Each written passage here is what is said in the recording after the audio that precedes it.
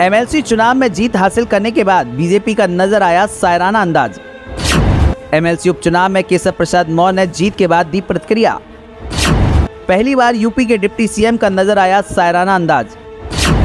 केशव प्रसाद मौर्य ने कहा कि जिस ओर जवानी चलती है उस ओर चलता है जमाना। उत्तर प्रदेश में निकाय चुनाव के बाद विधान परिषद चुनाव में भी बीजेपी ने जीत दर्ज की है। अब विधान परिषद उपचुनाव में 2 सीटों पर जीत के बाद बीजेपी के सदस्यों की संख्या 84 हो गई है। अब यूपी के डिप्टी सीएम केशव प्रसाद मौर्य ने इस पर अपनी प्रतिक्रिया दी है। डिप्टी सीएम ने कहा कि जिस ओर जवानी चलती है उस ओर जमाना चलता है। उत्साह बहुत है और 2024 में जीत भी सुनिश्चित है। जैसे सभी 17 नगर निगम में कमल खिला है, वैसे ही सभी 80 सीट पर भी कमल खिल सकता है। मोदी जी का विकल्प खुद मोदी जी हैं। 2024 के मद्देनजर आज कार्य समिति महत्वपूर्ण निर्णय लेगी। केशव प्रसाद मौर्य ने कहा कि जो बीजेपी विरोधी और भारत विरोधी वो 2024 में बीजेपी को रोकने के लिए सब कुछ करेंगे, लेकिन वो असत्य के रास्ते पर है और हम सत्य के रास्ते पर। जीत हमारी होगी।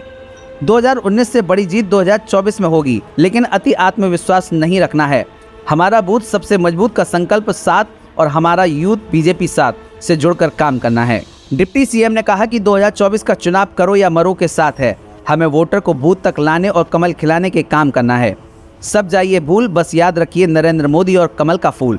जबकि इससे पहले कहा कि 100 चूहे खाकर बिल्ली हज को चली। बहुत से लोग मुहावरे का अर्थ समझ गए होंगे। उन्होंने कहा कि गरीबों के लिए समर्पित प्रधानमंत्री नरेंद्र मोदी जी के नेतृत्व वाली सरकार से जनता खुश, विपक्षी दल और नेता परेशान हैं।